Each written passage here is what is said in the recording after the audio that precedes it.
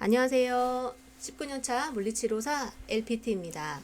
저는 가정방문 재활 한봄찬 시니어케어 운동센터하고 또 파킨슨 전사님들이 마음 놓고 또 전문적으로 운동하실 수 있는 깨금발 재활운동센터를 운영하고 있습니다. 자, 오늘 파킨슨 살롱에서는 파킨슨병 실천 가능한 호흡기능 개선법에 대해서 알려드리려고 합니다. 오늘 주로 말씀드릴 내용은 호흡 기능이 왜 중요한지에 대해서 아마 많은 말씀을 드려야 될 것 같습니다. 호흡 기능을 개선할 수 있는 방법은 여러 가지가 있기 때문에 그 중요성을 일단 아셔야 당장 내가 할 수 있는 호흡 기능 운동법들을 선택해서 하실 수 있을 것 같고요. 그래서 오늘 준비하고 또 다음번 시간 파킨슨 살롱에서는 실질적인 호흡 기능 개선법을 위한 운동 방법들을 좀 더 자세하게 알려드리고 같이 할 수 있으면 실습까지 진행을 해보겠습니다. 자, 여러분 1817년도에 파킨슨병 증상을 처음 발견한 영국의 의사가 있죠. 그 의사의 이름이 제임스 파킨슨. 그래서 그 의사의 이름을 본따서 파킨슨병 증상은 우리가 파킨슨스 디지즈라고 이름을 정하게 되었습니다. 이때 이 사람이 처음 발표한 논문에 떨림 마비에 대한 논문, 이때 당시는 이것을 파킨슨병이라고 우리가 전혀 누구도 명명하지 않고 잘 모르던 증상이었을 거예요. 근데 이 논문 중에서 이런 문구가 있었다고 합니다. 그는 숨을 꽤 거칠게 쉬었다. 그러니까 이 영국의 의사가 어떤 한 사람을 만났는데 그 사람이 지금 우리가 생각하는 파킨슨의 여러 가지 증상들을 가지고 있었고 도대체 이게 어떤 질환일까? 라고 하면서 이 논문을 발표를 했었죠.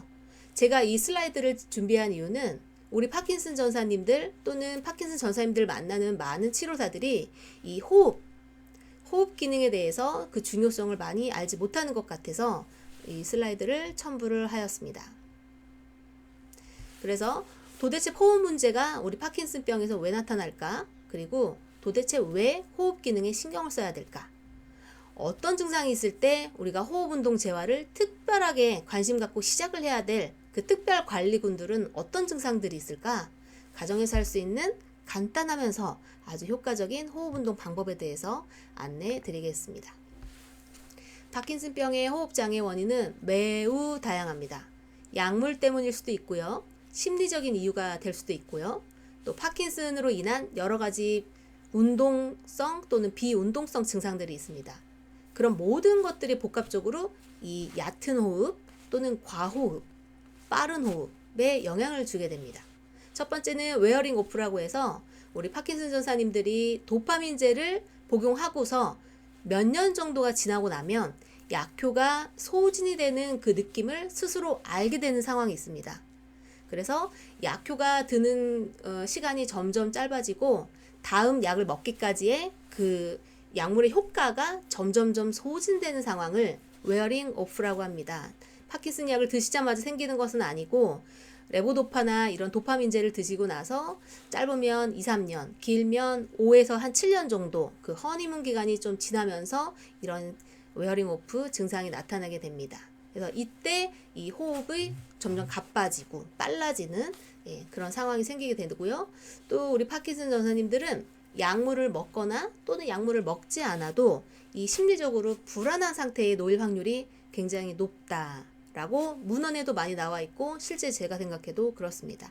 왜냐하면 제가 옆에서 보니 이 어떠한 약물로 인해서 내 신체적인 증상이나 이런 상태가 급격하게 변화하는 것 자체가 굉장히 심리적으로 불안할 수 있다.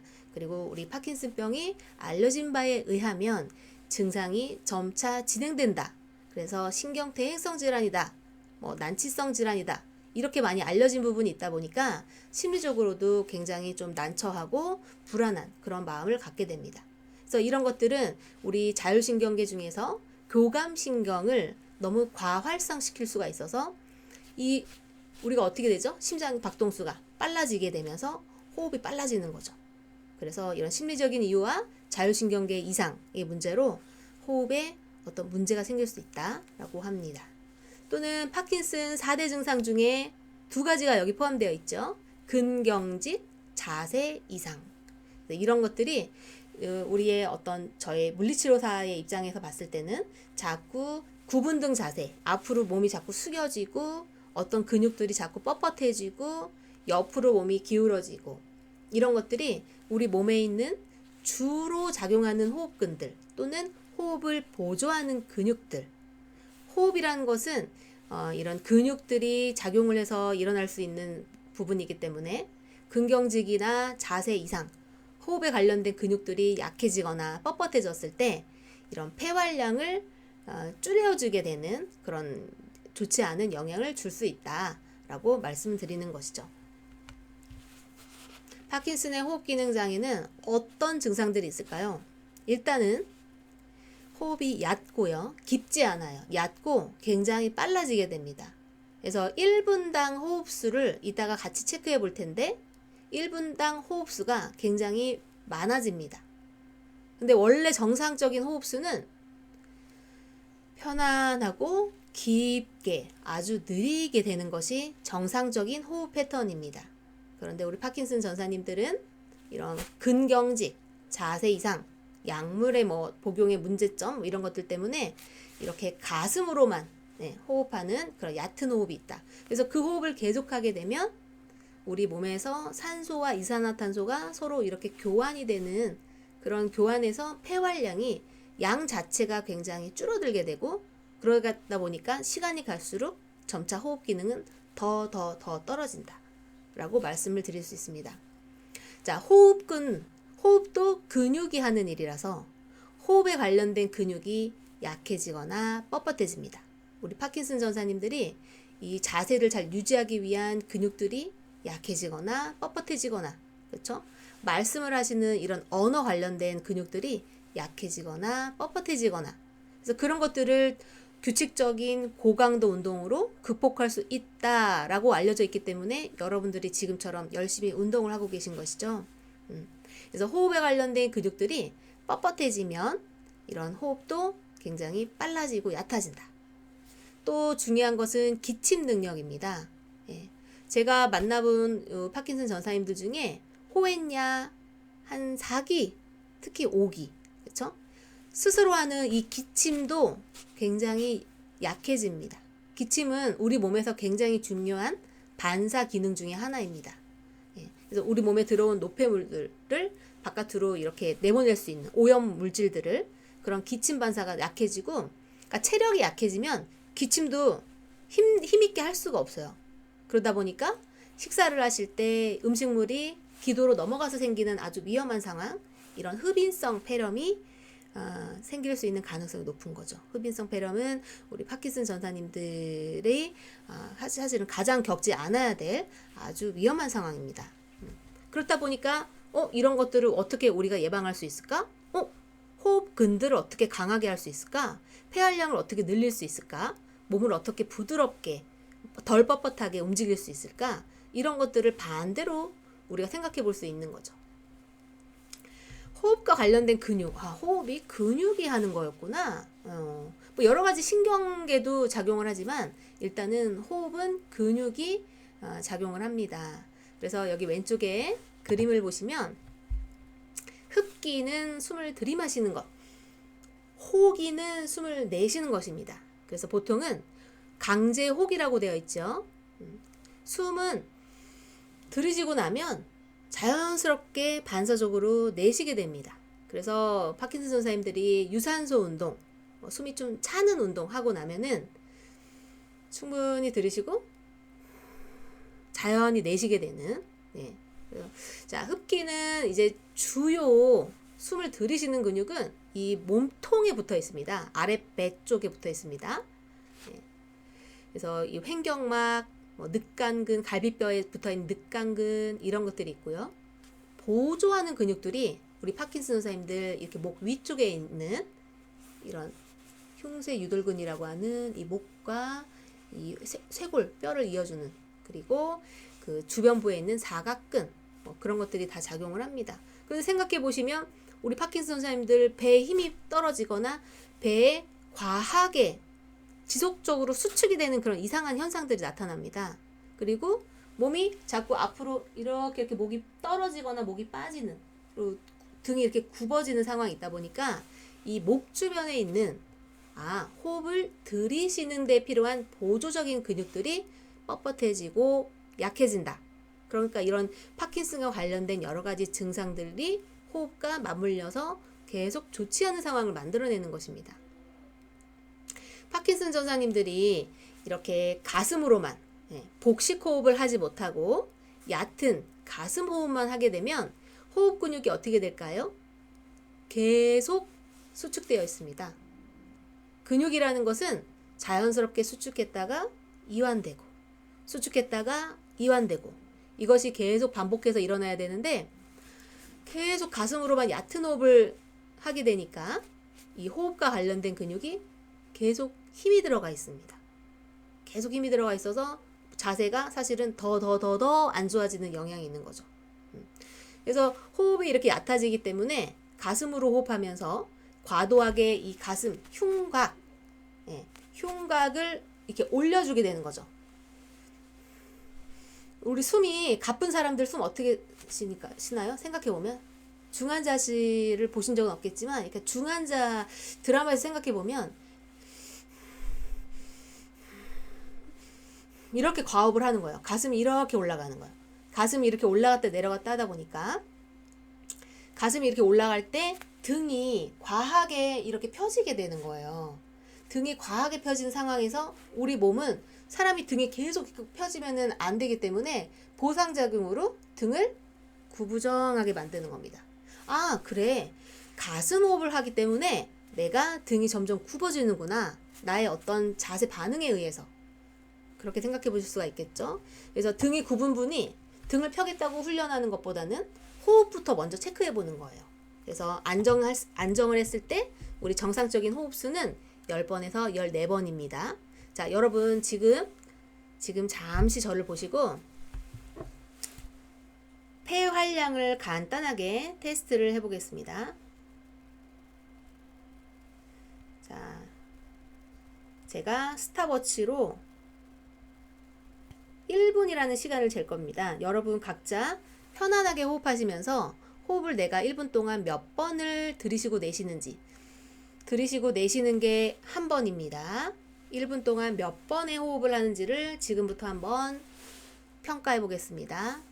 자, 준비하시고 긴장하지 마시고 편안하게 하십시오. 자, 시작.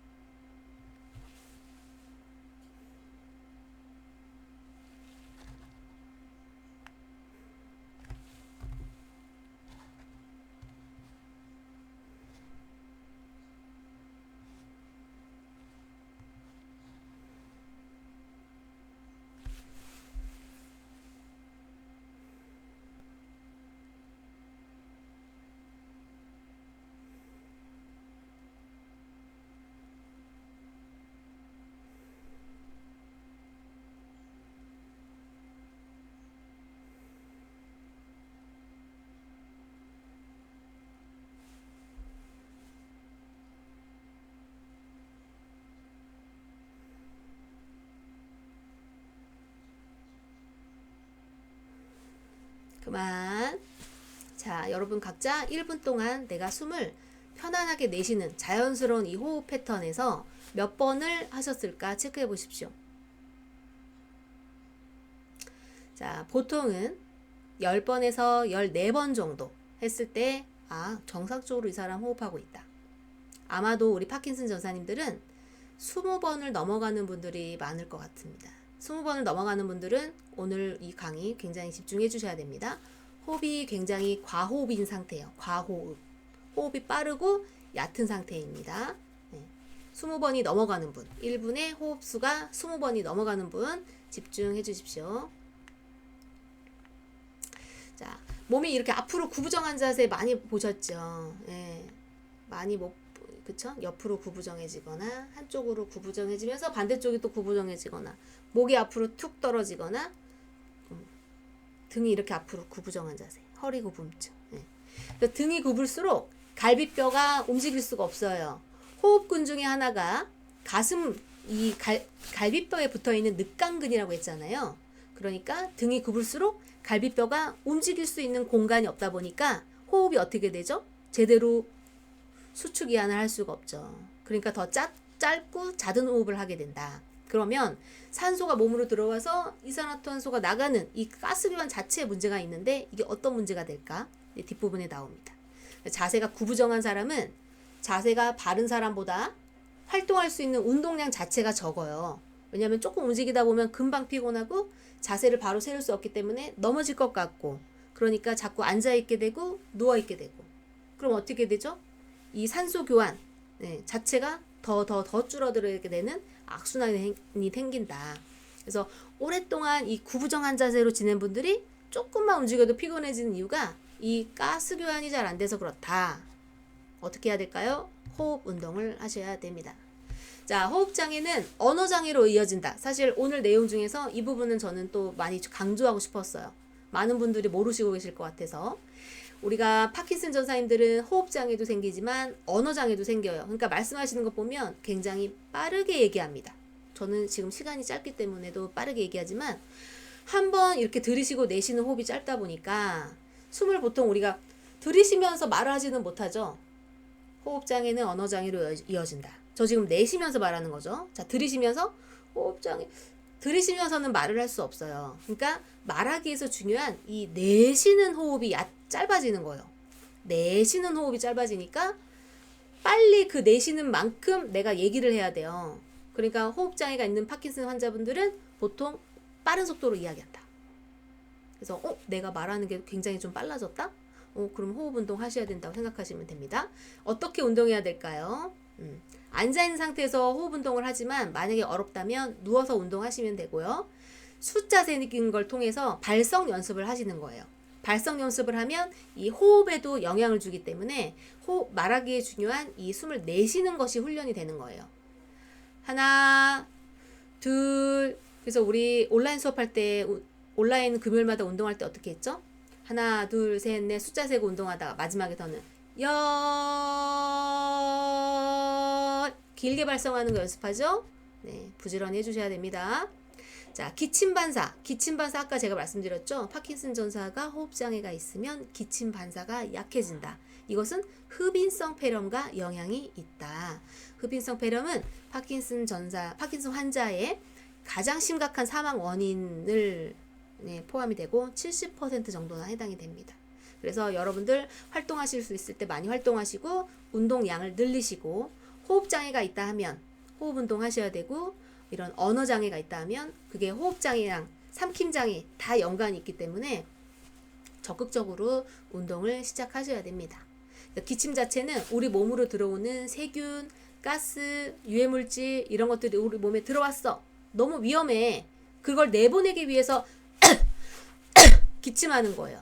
그런데 이 사람이 체력이 약하면 어떻게 되죠? 기침할 힘도 없게 되는 거예요.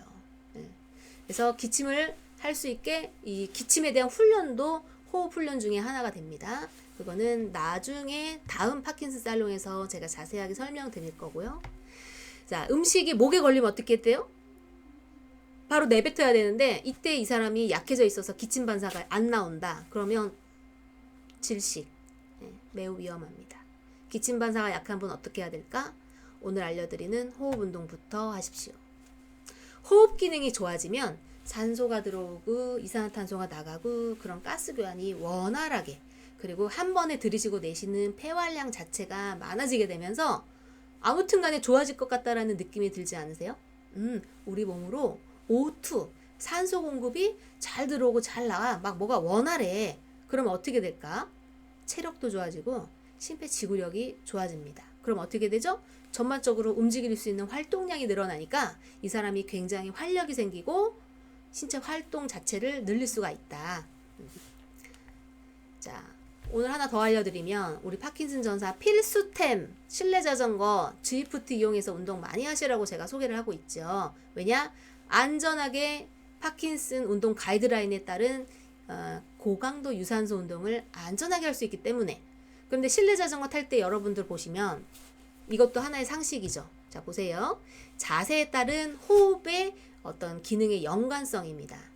이 앞 사람은요, 이 사람은 이제 선수니까 최대한 앞으로 숙여가지고 공기의 저항을 받지 않겠다고 하면서 막 타는 사람이 상체를 앞으로 숙였고, 제일 뒤에 사람은 어때요? 세 번째?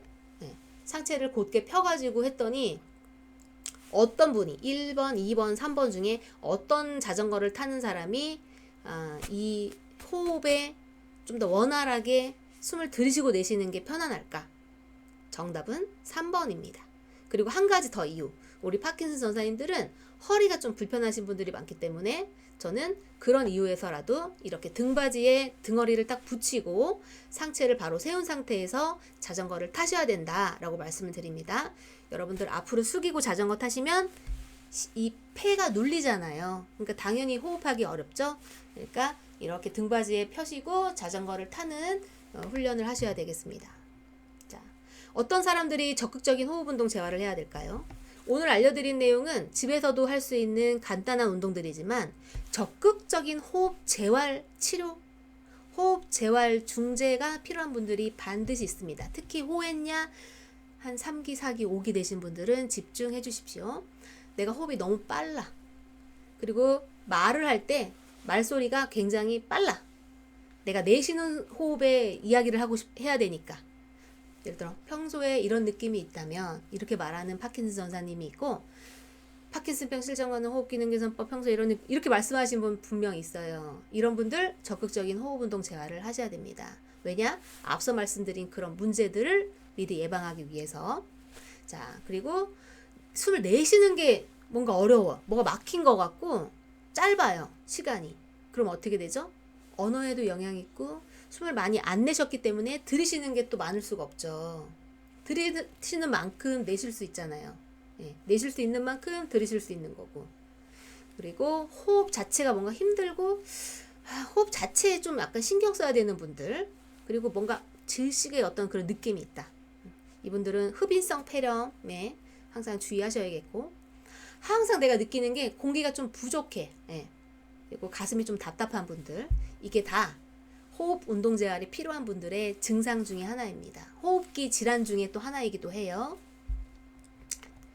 자, 그래서 이 호흡의 기술이라는 책이 굉장히 좋은 책인데, 이 책뿐만 아니고 제가 오늘 강의를 준비하면서 여러 가지 책을 제가 보았지만 정말 저도 이번에 새로 알았어요. 이 부테이코 호흡법을 그 전에 대충 알고 있었는데, 무슨 책이죠? 제가 갖고 있는 책 중에 자, 이런 책도 있어요. 화면에 안 보인다. 심장호흡계 물리치료 중재학.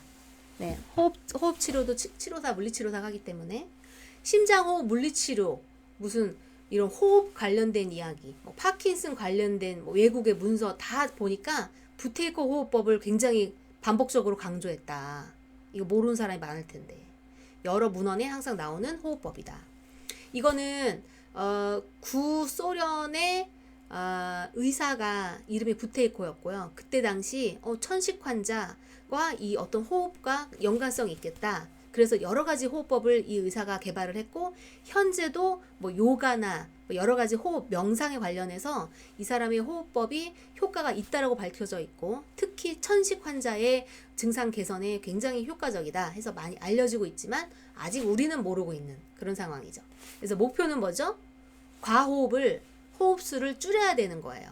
그리고 숨을 참는 시간을 자꾸 늘려가는 것. 그래서 폐활량을 늘리는 것을 이 부테이코 호흡법에서 강조하는 겁니다.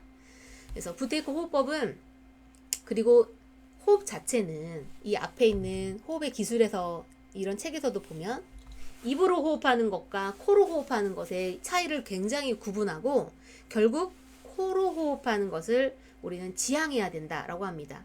우리 파킨슨 전사님들 보면 항상 입이 벌려져 있어요. 그리고 호흡이 얕아요. 그래서 제가 유산소 운동이나 운동을 할 때도 입을 다무시고요, 코로 호흡해 버릇하세요 라고 강조합니다. 그래서 입으로 호흡하는 것과 코로 호흡하는 것은 이런 장단점이 있습니다. 입으로 호흡하면 벌써 입속이 건조해지고 그러면은 세균들이 들어오기가 쉽고요. 코는 어때요? 이 코 속에 있는 점액질, 이런 코털들이 우리 어떻게 알고 있죠? 코로 들어오는 먼지나 어떤 유해 물질을 이 코털이나 점액질이 걸러주는 거예요. 그리고 폐로 내려가는 공기의 온도 조절을 이 코에서 한번 거쳐가지고 가는 거예요. 그래서 결론은 여러분들 오늘부터 입은 다물고 특히 주무실 때 코로 호흡할 수 있도록 연습해 주세요. 우리 아까 폐 기능 측정해 봤지요? 자, 호흡수가 1분 동안 20회를 넘어가는 분들은 적극적인 호흡 재활 치료를 고려해 보시면 좋겠고, 부테이크 호흡법은 숨을 참는 거예요. 자, 이것도 간단하게 테스트 해 볼게요. 자, 숨을 들이쉬고 100% 내쉬고 내쉬세요. 끝까지 내쉬세요. 100%를 들이쉬고 내셨다면 40% 정도만 들이쉬는 거예요. 자, 다시 100%를 들이쉬고 내셨죠? 자, 코를 막고 40%를 들이쉬는 거예요.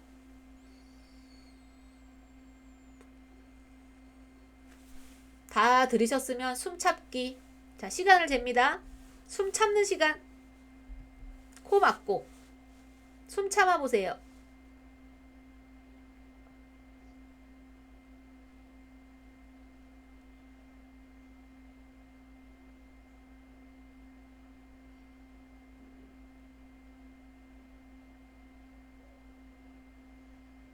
(20초) 더 참아 보세요.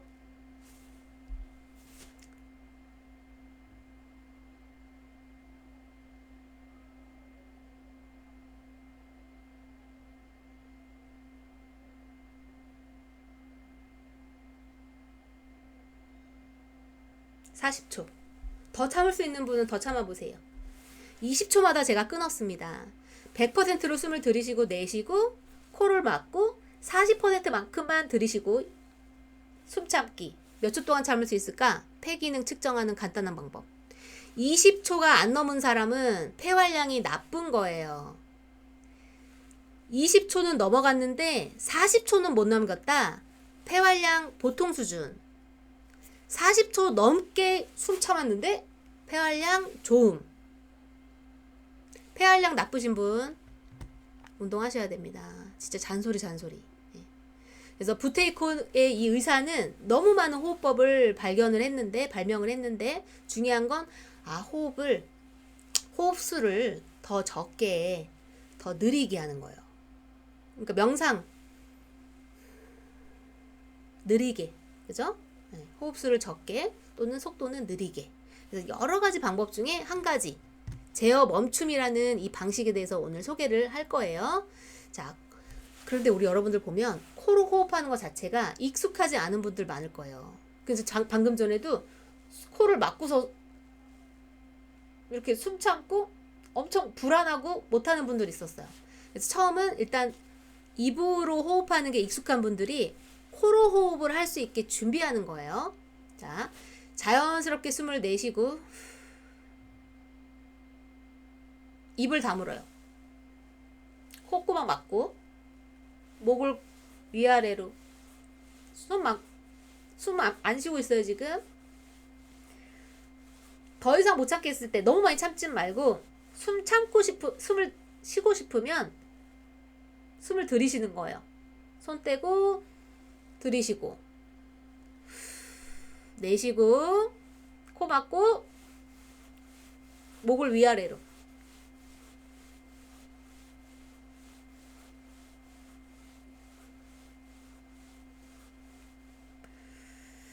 들이쉬고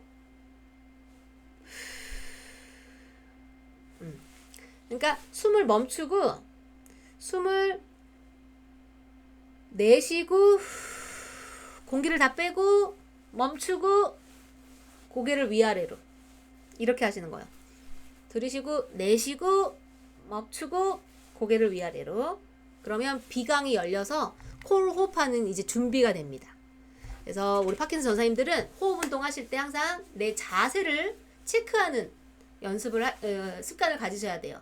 자세가 어떻게 된다 했어요? 앞으로 나도 모르게 구부정하고 이 구부정한 거를 스스로는 잘 인식을 못해요. 그래서 호흡 운동 할 때마다 중간마다 자세를 점검한다. 파킨슨 전사들은 자꾸 머리랑 등 근육들이 약해져 갖고 여러 가지 이유로 등분등이 되기 때문에 목도 튀어나와요. 그러면 양팔을 뻗은 상태에서 팔을 온라인 수업에도 저번에도 운동 한번 했는데 이렇게 귀 옆으로 붙여요. 귀 옆으로 못 붙이는 분들이 많으시더라고요.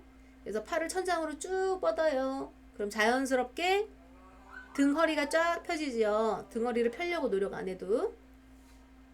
근데 만약에 이렇게 등받이 있는 의자 이렇게 누워가지고 가면 안 되겠죠.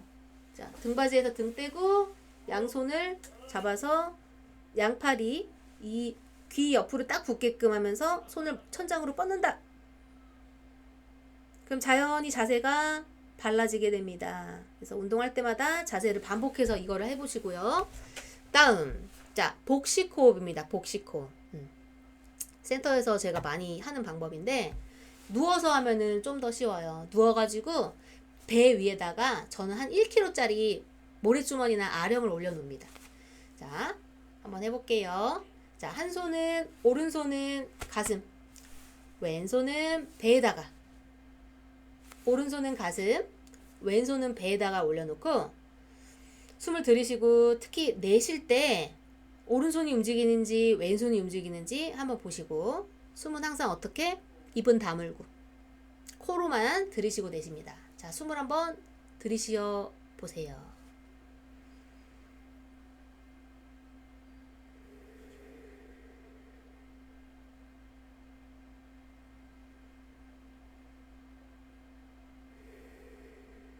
가슴 위에 올려둔 오른손이 많이 움직이면 나 지금 가슴 호흡하고 있는 거네. 고쳐야 돼요. 어디가 움직여야 되죠? 왼손, 배가 움직여야 돼요. 자, 숨을 들이쉴 때 코로 들이쉴 때 배가 부풀어 오르게, 배를 빵빵하게, 내쉴 때 배는 홀쭉해지고. 네. 말 그대로 복식 호흡이에요. 내쉴 때 왼손 밀어내고 배 위에 있는, 들이쉴 때 배가 원위치로 간다. 숨을 들이쉴 때 복부가 올라오고 내쉴 때 복부가 원위치로 간다. 숨을 들이쉬고 내쉴 때 복부 쪽이 움직이게끔, 네. 오른손 가슴 쪽은 잘 안 움직이게끔. 그리고 모든 호흡 운동할 때 코로 호흡하세요. 자, 호흡수 측정 우리 아까 했었는데 그거는 간단하게 나의 폐활량을 보는 방법이었어요. 1분에 내 호흡수가 20회가 넘어가면 안 된다. 예. 자, 정상 범위에서는 10번에서 14번만 숨을 들이쉬고 내셔야 됩니다. 1분당. 그런데 우리 파킨슨 전사님들은 1분당 20회 이하를 목표로 하세요. 20회를 넘어가면 안 돼요. 그래서 이것도 폐활량을 측정할 수 있는 방법이지만 훈련 방법도 됩니다. 그래서 하루에 4번씩 1분에 내가 몇 번 호흡을 들이쉬고 내쉬는지를 무엇을 목표로 1분당 20번 밑으로 호흡하도록 연습하시고 기록하세요. 점차적으로 호흡수가 어때요? 25회 했던 분이 20회로 줄어야 되고 20회 했던 분이 15회로 줄어가게 되는 거예요. 그게 나 혼자 하는 호흡 재활 운동이에요. 호흡은 어떻다고 했죠? 막 스트레스 받거나 흥분했을 때는 호흡이 자연히 자율신경계 때문에 빨라지는 게 되니까 좀 편안한 상태에서 이 호흡수 측정 훈련법을 사용하셔라. 자, 부테이크 호흡법에서 아주 핵심적인 내용입니다. 들숨과 날숨, 들이쉬고 내쉬는 거에 시간을 늘려가는 거예요. 말하자면 숨 참는 시간을 늘려가는 거예요. 핸드폰을 준비하고 허리를 자세 점검해갖고 곱게 편 다음에 양쪽 구멍을, 콧구멍을 막고 부드럽게 입으로 숨을 다 내셨어. 그 다음에 숨 참아요. 막 끝까지 참지 말고 더 이상 내가 숨 쉬고 싶다. 참을 만큼 참았는데 숨 쉬고 싶다. 그러면은 몇 초 됐지? 지금 내가 숨 참는 시간 몇 초 버텼지? 기록하세요. 이것도 하루에 4번. 이것도 뭐죠? 숨 참는 시간을 늘려가는 거예요. 호흡수는 줄여가는 거고 숨 참는 시간은 늘려가는 연습, 이 2가지. 그런데 만약에 막 숨 참는 거 자체가 어려워. 그런 분 있어요. 그러면은 치료사나 보호자가 옆에서 도와줍니다. 어떻게 하죠? 자, 숨을 들이셔.